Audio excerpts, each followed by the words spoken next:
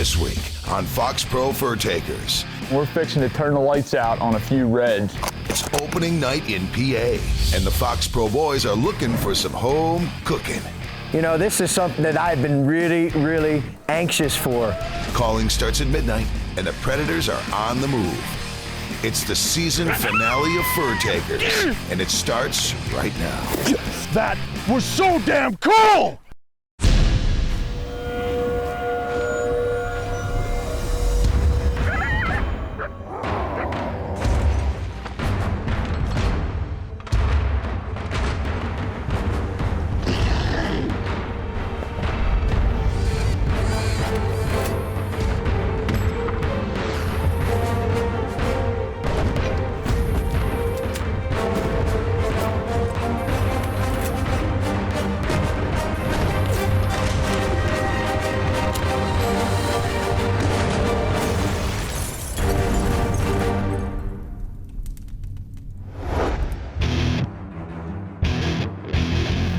It's the opener here in Pennsylvania for Fox. It's a dark moon, end of October. We got cold temperatures, and our anticipation could be no higher for this time of the year, right here on our home turf.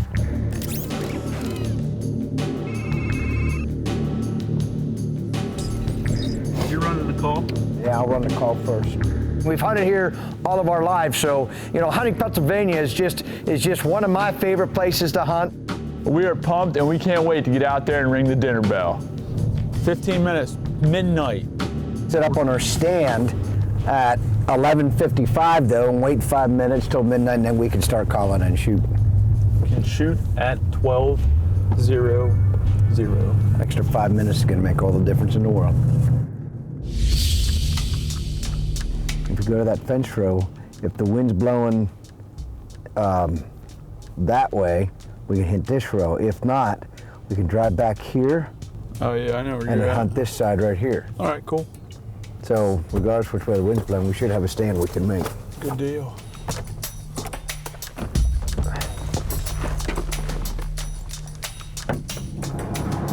Got a good wind. Weather's coming down. It's pretty cool now. It's starting to get colder. The wind's getting good. Got a lot of high hopes for tonight. You know, it's got a new moon. There's no moon, and you know, after the season we had last year, I think these stands should do us pretty good tonight. That shockwave. See if we can pull a gray fox out of here. Never know. Let's go do it.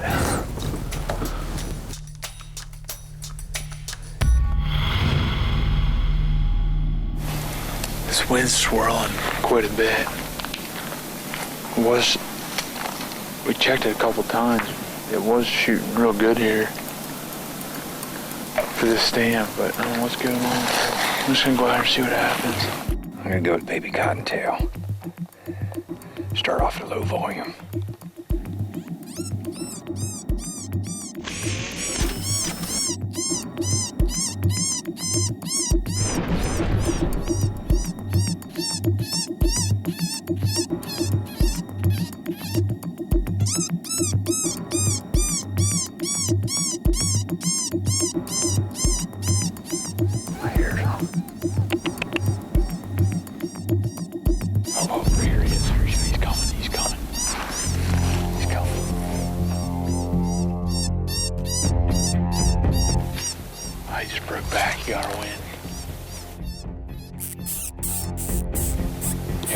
Right here, Mike. See him?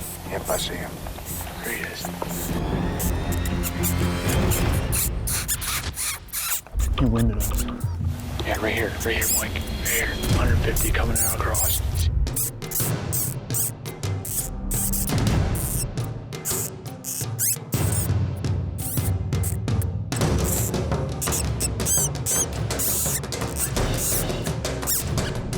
Ooh. Nice shot, Mike Dillon. Good job, brother. Well, that happened fast, didn't it? Yeah, we got up here, got set up, and we saw that fox out there, and the wind shifted. You know, this is the new 100% stand, I think. Boom, we had fur down in PA. We got 29.02 now. So it's dropping. We need it to drop. That's good. But I think I need another monster. There you go. How about an energy chew? Squincher. I feel better already. And we pulled up to a stand where Mike has always been successful.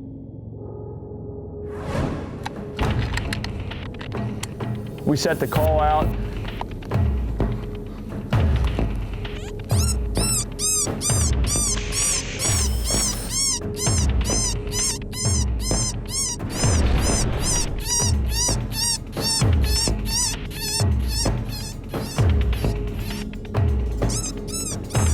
About 3 or 4 minutes in the stand, Mike's playing a rabbit stress, and he gets a set of eyes out there about 300-400 yards. Right here, right here. Right here, see, he's coming. And you just see this thing popping up above that hayfield, just coming in, just his eyes bouncing up and down.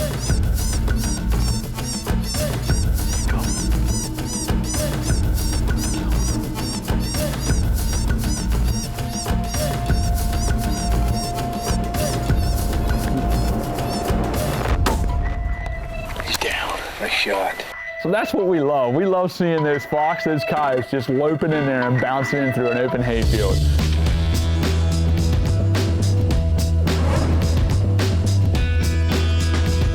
Dang pretty one now. Good hide. We need to go get another stand in here and see what happens. They've been running all night. And that is a perfect stand in Pennsylvania and a perfect predator hunting stand to show you just how fast that it can happen.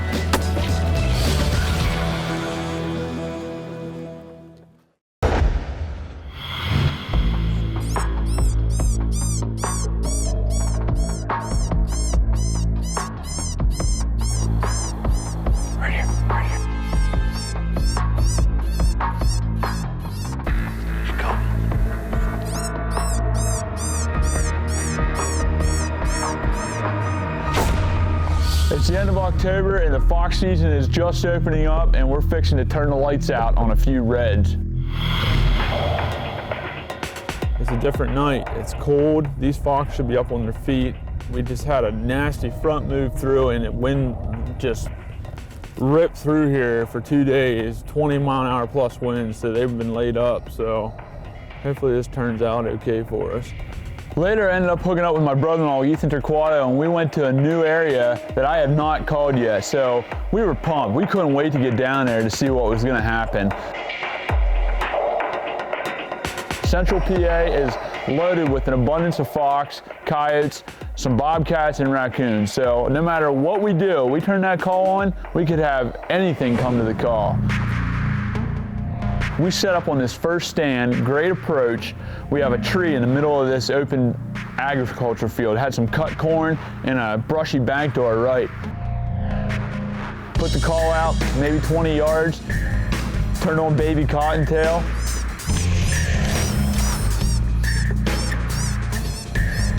And I'm sitting there in the chair, Ethan shining the light, and it was in 45 seconds, and he's lip squeezing right here. Right here, right here, right here. He's like, coyote, coyote.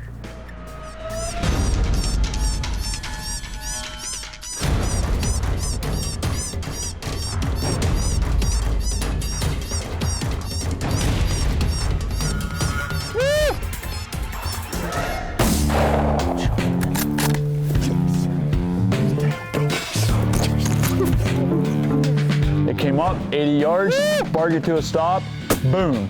Smoked this first coyote in PA for the season, laying maybe 25, 30 yards from the call. Brother, that is the way to start a night of calling in Pennsylvania. Stinky dogs, dude. Nice. That is a big dog. He ain't an old coyote though. This stand right here is what I call textbook. We're gonna break this stand down for you. We have chicken farms close by on top of the hill. The wind's coming out of the west, so my approach is parking right at the end of the field, walking out there to this lone tree, give me something to break up my outline, some cover, put the call upwind 20, 25 yards. We just turned that call into baby cottontail, and it wasn't 45 seconds. This coyote comes up, stops at 80 yards, and he was dead in less than a minute and a half. And this is just textbook stand in Pennsylvania. Good spot, brother.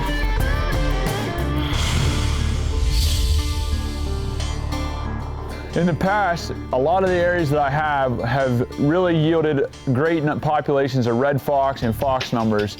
And just recently, about 2 years ago, I started to encounter coyotes on these stands and actually kill some coyotes on these stands. I kill a coyote in some of my red fox territory covered with mange.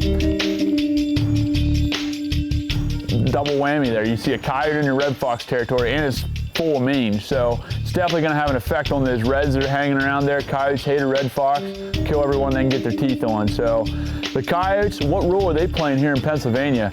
Their numbers are starting to increase yearly, and so are bobcat. They're now fighting for the same food as these fox, these reds and these grays are after. That's going to affect the amount of fox you're going to take per season. Every year I'm optimistic. I got a lot of access, and that's the key to having great predator hunting, is having access, having places to go to put that call out there and create an opportunity for yourself. Fortunately, I have a lot of access real close to home. When I turn that call on, I could have a gray fox, red fox, coyote, raccoon, or a bobcat. If in season, any one of those 5 could show up to the call. And hey, coon comes running up there in my call, you better believe I'm gonna put the boomstick on it because I need fur in the freezer. I'm about selling those fur, and that's what I wanna do. Foxpro Fur Tactics, presented by Mossy Oak. It's not a passion, it's an obsession. Another new feature that we've added to the Foxpro models is the ability to change the pitch of the sound that you're playing. It's called Fox pitch. You know, you hear a lot of people saying that fox, that coyote has heard this sound before. Now being able to change that pitch to either a higher pitch or a lower pitch is going to change that sound. It's not going to be a recognizable sound anymore. If I'm playing a rabbit distress, maybe started out at the standard pitch, but then I'm going to raise the pitch of that sound, give it more intensity, and then as I'm playing it, I'm going to lower that pitch of the sound from high to low, back to high again. You're going to create a lot more realism in that sound, and you're going to be able to sell that rabbit is really in distress, getting close to death, and it's going to pique that coyote's curiosity or that fox's curiosity, and it'll make you a better predator hunter.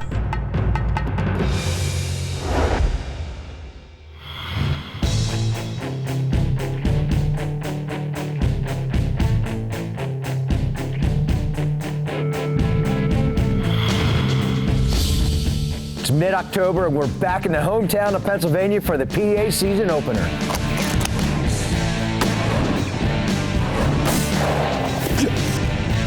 And this is just textbook stand in Pennsylvania. We're right in our backyards where, you know, after a night of hunting, we get to come back home to our families and hunting terrain that we're really familiar with. I mean, we've hunted here all of our lives, so, you know, hunting Pennsylvania is just one of my favorite places to hunt. Hey, man, what's going on? Not much. How you been? Good to see you, man. Yeah, you too. Oh man, look at that great fox. Oh, look at the badger. Yeah. Holy cow, that thing's cool. This one's Jace. Hey. Which one's bigger? This is your, now be careful, bud. All right, this one's Zach's. That thing is really cool. This is Amy's fox, first fox ever that she shot last year in Virginia. I'm gonna hang that in my office right next to the red fox, which is the first red fox that I shot with the boys. So the first red fox that I shot with the boys and Amy's first gray fox are gonna go right in my office, center wall. Having those memories hung on the wall, I mean, you can't ask for any more than that. Now you're ready to get the other.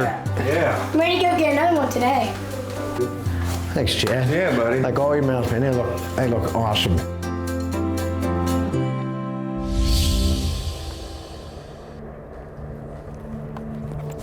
So it's just me and Zach running stag tonight. He's going to be running the call. I'm going to be running the light, and I'm thinking they should really be running tonight. So hopefully we'll get some fox on the ground here pretty quick. What do you think, Zach?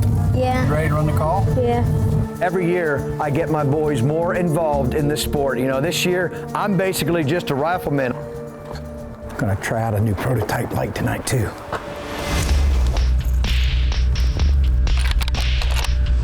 You know, this is something that I've been really, really anxious for. Just that feeling. You know, you dads out there know that feeling that I'm talking about. When you get your young kids involved, they're with you on a stand. It's just such a feeling of pride that, you know, here they are. He's probably going to come down here in the low stuff and coming down here. We're only in the stand for a couple minutes. We get eyes off to our left. Up on top of the hill. I see it.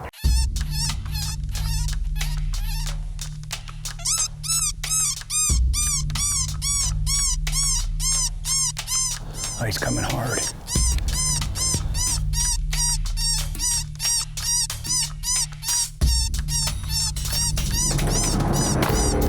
Oh, you missed it.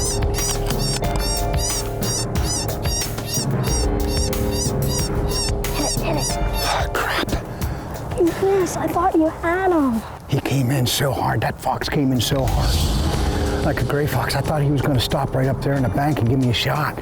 Stops, presents a shot, and I miss. Oh, you missed it. Everybody hates to miss. You always try to think of the excuse why you miss like that. You know, what do? You know, I'm human and I miss just like everybody else does. But man, he came in hard. They're going to be running good tonight. Zach did his job. Dad didn't. Sorry, Zach. Good job. That's right. I did do my job. Good job, buddy. Zach knew that he successfully called in a fox. It may not have equated to a dead fox on the ground because it turned and went quick, but it's still the kind of feeling that I want them to experience. That's all Dad can ask for.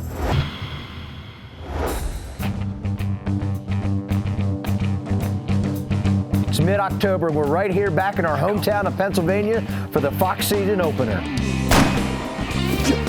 You know, this is something that I've been really, really anxious for.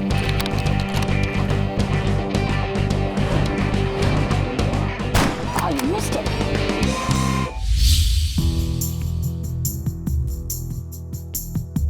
We got a special guest with us. Big Al Morris is in town, and I decided I had to take him one of the good spots that have usually been good to us in the past. I mean, it's been warm lately, hasn't it? It's been warm, and just like hunting coyotes out west, when these fox, you know, when those temperatures start to drop, their caloric intake's going to go up. They have to eat more to stay warm, so they're going to be on the move with the temperatures dropping. It's by 11 o'clock, it's supposed to be down to 31 degrees, so, you know, that's the beauty of being able to hunt these stands year in and year out, and you get to learn where you're having the best success in those places. And where do you think you go whenever you come back? You go to those productive Good places. stands will always be good stands, won't they? So you know we can't just sit at home on a Sunday night while the fox are running. Cold night, the corn's cut. We should have a really good night tonight.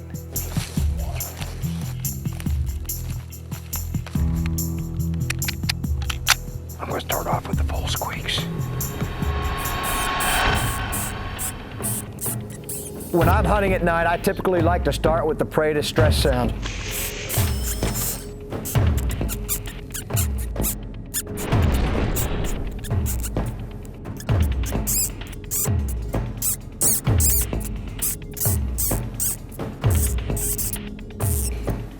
Right here. Here he comes.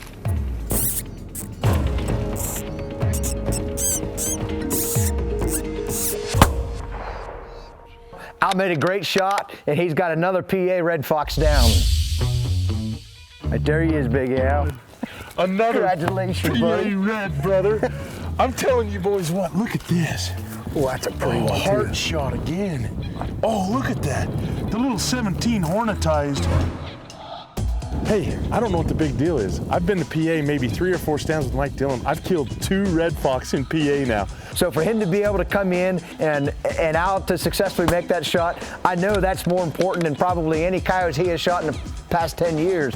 Mike, thank you so much. You know what the great thing about this is, Mike? Anybody can do this. It doesn't take a lot of money to invest to get up and running night hunting, does it? And look at what you get. Look at this fur, everybody. Come do this one time, you'll be hooked. What are you waiting for? Fur takers in Pennsylvania happening right here. The big guy's just glad to be here, Mike. Thanks, man. Glad to hear you, Big Al. You know what? We're running a light now. Oh, I'm stuck in light.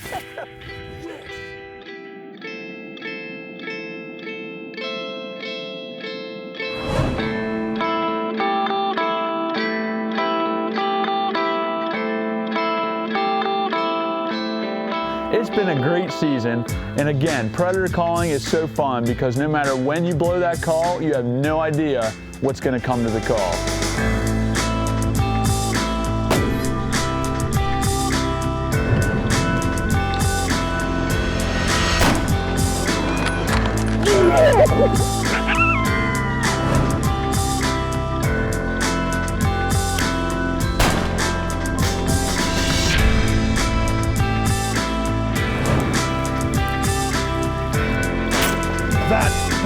damn cool! You know, this has been a great year for me and the fur takers. It's truly a blessing to be a fur taker, to get out there and hunt all the different areas. Thank you for the viewers to make fur takers happen. I'm just out there along for the ride and get to do it. I think Al's a little excited right now. You know, this year has been a great year for me, and I'm looking forward to an even better year next year.